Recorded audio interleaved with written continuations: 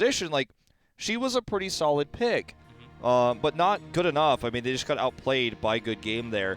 And I think you can't really be prioritizing Vala over Ragnaros. Like, I do kind of feel strongly about that. Yeah, Ragnaros is just way too strong. Even with this is the life patch, and Ragnaros did get a small nerf on His health and his regen, essentially and the biggest ones, and the Q. And the Q damage, especially on that quest. But still, just so strong. Molten Core is basically another heroic available for Ragnaros. We'll see what happens in game number 2 draft in Cursed Hollows. This is a good games map pick. Raven wanted first ban. Good game does pick into Raven, though, which is actually, or rather pick into Cursed, which is Raven's most favorite map, historically. Either way, it's a good map. It's a good all-around map. The Falstad ban here really warranted on this one. Let's see if Raven picks up the Vala again. Varian was good, but Diong playing on Varian, it looked a little sloppy, not perfected with the team. It almost looked like Konkona day 1 going in alone and getting caught by all that CCs, and you were basically just forced out of the fight, and your entire backline had no one to support. They walked into chain CCs a few times. They had a few big positioning errors with Vala, with also the Varian you were talking about. This time they're going to commit to the Zeratul first, which leaves GG in this awkward position. I'd say Varian Malfurion is really strong here because Varian's, like I said before, kind of a soft counter to Zeratul. We've talked about this a lot. His taunt kind of locks him in place. It's not always easy to get your hands on that Zeratul, but if you do, he's super powerful there. We're going to see Dahaka instead. This is the highest priority we've seen from this hero in this tournament. Yep, looks like GG wants to take that global before Raven actually chooses to do so, because Falstad is banned. And with that, Raven can grab Ragnaros and ETC if they also want to go stage dive for global presence. Yeah, I mean, this leaves Diong the opportunity to take Varian. They might just grab Varian and ETC. It just leaves them with 3 melees, though. So they have to make a tough choice on how they want to handle that. The Cursed you also need some poke to stop that channeling, of course. They have kind of, I feel like, drafted themselves into somewhat of a corner in terms of Ragnaros as well. And I don't know if with this draft, I just don't think they can play Ragnaros at all. Which means it would be wise to ban him in this phase. As GG now looking to probably ban a support. I think just go ahead and take Karzim away here is it's a solid play to do that. Yep, Karzim seems to be the support for Raven, as Palm was used pretty well from Raven's side last game. And NMX on Liming is always scary, not just for GG, even for top tier Korean teams also. Joju has played 3 Malfurions, 2 Karzims, and 1 Ariel this tournament of his 6 games played. So we'll see if they're going to prioritize that. The Abathur here, I think we're really reaching if we're banning Abathur here, but it's strong for the map. Yeah, it's possible. With Zeratul, of course, it's going to be a lot of harass. It's a really old style. Like, we don't really see this anymore. It's still strong. Used to be a must pick, or rather a must ban, like in 2015, early 2016 on this map. We saw it first banned often. But not anymore, as Illidan is also going down along with Abathur. Pretty surprised that meta is shifting into, it went from a melee assassin, it went to a ranged assassin. Now it's more of a ranged bruiser sort of meta with a lot of CCs in the middle. You have this secondary tank, what we call the sub-tank in Korea, that is where like the bruiser players, like I call them, but you know, if you want to call them melee assassins, sure, that's fine. Most melee assassin players are forced to play right now in this meta a hero like Dahaka or Ragnaros, or sometimes even Zarya. You see the Tychus ban come out. With Dahaka already on the table, they were probably thinking about banning Rag. Having Dahaka and Rag can be, well, it could be strong, but it just feels like you're kind of overlapping there, and you don't have like one strong, sturdy tank if you do that. So perhaps we just don't see Rag in this game at all, actually. it's a chance that we might not. If GG takes him here, it's not the end of the world, and if you see a Dahaka pull into a Sulfuric Smash, you can have that isolated target just like we talked about with Varian in the past. I think it's more likely we just see Varian instead of Rag here for GG, and they just don't end up with a traditional old school tank. Like, they don't go Johanna, they don't go Muradin, and they probably draft into the Gul'dan. Okay, they're gonna take Vala instead. There's the Varian. Yeah, and BDG did play Vala 3 times already out of the 8 games. So let's see if Vala this time is going to make some significant game-changing moves when they do not have Tassadar. Of course, they can still pick up a Tassadar here. Okay. Do you think they're going to pick up Tassadar and just leave the Vala Glass Cannon? They absolutely could. Maybe because Varian can actually have Taunt with CC Malfurion, and the Dahaka actually does a lot of damage in the front line. There's the Ragnaros. We're actually going to see it. Solo range damage Li Ming. I mean, we talked about Rag has some range damage. He might even go W build. Doubt it, but he might.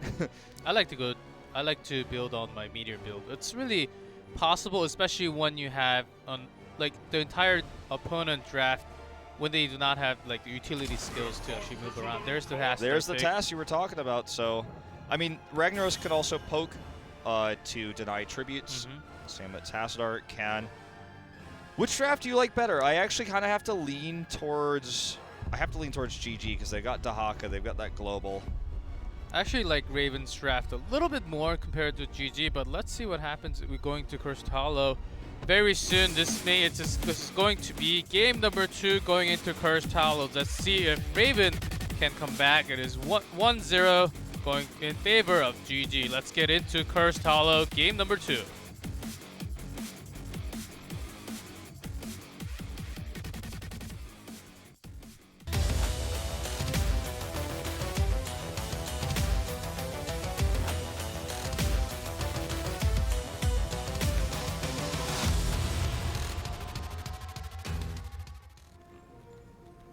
Game number 2, good game. BDG on Vala, Jaehyun on Malfurion, good on Varian, Hooligan on Dahaka, and BJ on Tassadar. 전투 시작까지 10초 남았다. In red, Raven, Joju on Karazim, Hamlin on 0-2, NMX on Li Ming, Diong on ETC, and H82 on Ragnaros. 1. 자, 뭘 기다리느냐? Okay. In terms of like displacement, pressure, like if you look at these two teams, who's the bully? It's Raven. You know, they have Zeratul, they've got Iron Fist Karazim, they have an ETC, they've got Rag as well. I mean, this is the team that's looking to basically just take a team fight so heavily in terms of their CC and picks, and then just win by overwhelming numbers. They have then the resets, dominate, calamity, things like that.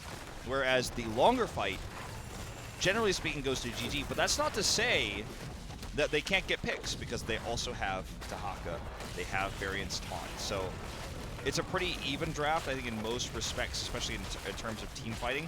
But I think Dahaka is going to give the early game over to GG because he has that late game, or excuse me, that early game global. And good. He was up in mid lane for some reason for some time, so GG did lose a few wave, but they actually have the lead in the EXP for some reason. Wondering why at the moment. Well, maybe a wave we didn't catch on camera. Looks like it's going to be a fort for a fort here. A slight lead for that for Raven. In fact, Raven going to get this cannon tower first. Are they going for a core rush? Well, this actually was the old meta in 2015. We saw it a little bit in 2016. And even back to the old Africa Heroes of the Storm community tournaments we had in Korea at the beginning, where a lot of these players come from. Like Tisk made a big name for himself there. You saw this a lot, as especially weaker teams couldn't figure out how to respond. It kind of just being this game of chicken, and the team with the better wave clear got an edge. In this game, I think because this mid went down, it goes in favor of GG. Just slightly. Just slightly, yeah. Jojo going to start the siege camp. We see Jojo actually rotating to the camps first on Karzim is becoming a trend, I'd say. The Karzim players now is to start the camp. We have these fast giant rushes almost. GG gonna get theirs a little bit slower. Have to stay out of lane a little bit longer. And the better spawn to Raven because they're gonna have their Siege Giant pressure on the opposite side of the map. Dahaka can help relieve that pressure because he's a global. And it looks like Zeratul is not going to come all the way up. They're just gonna give up this first tribute. But Molten Core just to delay some time and have some wave clear. Yep. So this is not the most important tribute. Obviously, it's just the first one. They're going to delay this a lot. I don't think either team should be able to get a pick here, although we see a root go down. Wujae's got the slow. Not going to matter. Also, keep in mind that the Siege Giant camps in this case, normally they'd be pressuring the fort, but because both forts are dead, they're kind of just going towards the keep wall, which rubber bands this map a little bit, stretches it out on both sides. Usually going to go into favor of the global hero, but because Zeratul stays this time, it's pretty even. In fact, we see in the top lane a little bit of extra soak for H82. GG is pressuring hard on that mid lane, really doing some damage onto that fountain now. Fountain's going to go down. Remember, H82 is getting a lot of extra EXP, so is this worth it at the end? I'd say almost. Like, the fact that they got the healing well is quite significant, as Hamlin really wants to try to get a solo kill here onto Good. It's pretty unlikely that's going to happen. He almost got hooked there. But he has this direct pressure now onto the keep wall, which is going to have to be responded to. They're just going to catch him and kill him, though. Way too greedy. Yep, way too greedy. And the team is actually the one that's going to pay for this one. Raven has no chance of contesting this, as Dahaka already went all the way up to soak up some EXP. Because they were missing some waves as they were pushing too much in the mid lane. Great time to boss. This is actually a pretty early time to boss, under 5 minutes. Yeah. Usually you see 5:36 the boss timing. It'd be Black and TNL kind of popularizing that in like late 2015 or late 2016 on this map, where you end up with this boss on Curse Point, and both teams are going to boss here, and it's going to be in favor, though, of GG because they have the Curse lead, or rather the Tribute lead. Both scout, both check. Very quick reactions on both sides. The reason why this happened so early is because both Tributes were channeled super fast. Normally it takes a little bit longer to channel as you have some poking and things like that. Well, see if this ends up coinciding with the Tribute spawn time. It should, as you guys can see here. And Raven actually chooses to camp when they have a boss pushing this bottom lane. I don't know if that's the best choice they could do. They could have came all the way down, and well, that was kind of a lucky tribute right next to them. It all made sense after, but sure, I agree with you. Like, it's kind of a interesting choice in terms of how much damage was going to be done to them in the bot lane. But on the other hand, the pressure that the Bruisers would have relieved, even if it wasn't that lucky spawn location, might have delayed a curse against them. And they will be able to defend this now. They can come back down here. They're going to need more than just Diong here to stop this from killing the keep wall. It actually is doing quite a bit of damage. They did some damage to the bot keep wall as well, but not as much as this. Definitely think the rotation back to deal with this was a little bit slow. But yeah, they get in the cap there. Lucky spawn. Life goes on. There's no curse against them for now. Yep. And that's how life works. It is unfair, but still, better team always wins. And Raven down half a level, but not really too much, as they will also soak up. And compared to how GG already had a global hero from the beginning, Zeratul managed to keep that lane soaked along, and the other four actually did pretty well to also not lose too much EXP from the beginning. Almost the same. You may find this game boring, but I actually love it because you get to see these both teams' colors, how they rotate, how they actually try to shot call what happens. And this may actually be the first 5v5 team fight. Okay, this is Curse Point for good game. Diong looking for a potential stage dive in. And obviously in the top lane, Dahaka is getting extra soak. The longer this goes on, the better it is for Good Game. They do avoid the majority of that big stage dive, but the sulfuric smash on the Jaehyun. He gets a silence though, lives much longer, and this means BDG is doing so much free damage. 2 kills already, BDG lives. Void Prison has to be used here for the disengage, but Good Game will get a curse off of this. Yep, they made the choice to focus Malfurion, but that's exactly what happens when Twilight Dream just pops off, and Malfurion actually lived for, I think, like 1.5 to 2 seconds, a little more, that which turned around the entire team fight, and GG just worked pretty well around the team fight.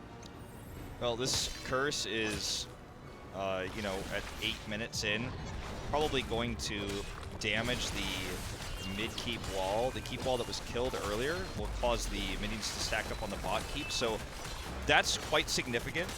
Had they not gotten this curse, it wouldn't have actually mattered as much. You know, keep wall is down. We'll see if that matters later. But in this case, with how much pressure is on this lane already, look, Cannon Tower goes down, keeps under pressure, and they have a little bit of poke with Li Ming, but there's a lot of sieging potential here for GG with Vala and Tassadar. Here comes the stage dive again here for Deong. He's all alone though. Hamlin coming from behind. Can he make something work here? He doesn't have Void Prison.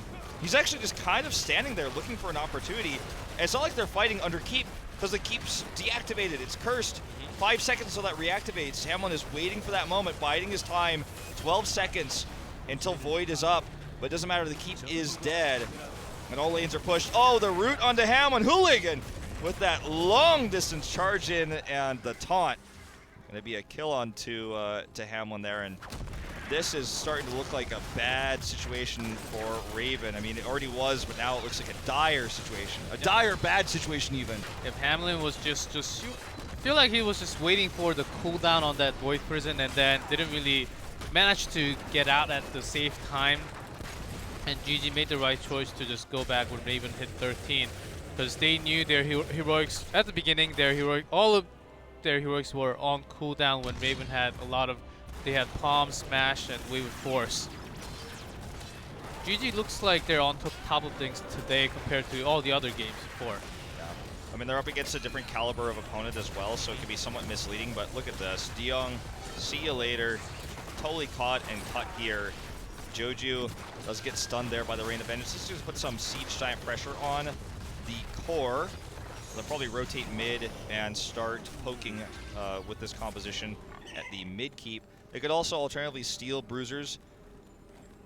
The safest, like, you know, the guy who like doesn't go out after midnight because he's like really nervous about like the crime rate in his area. Safe play here is to take the boss. Like, or they're even gonna bait this as well. This is risky, but let's see what happens. And it happens to be Joju on the front line and just stashes away. That was quick, and Hamlin just sitting right there.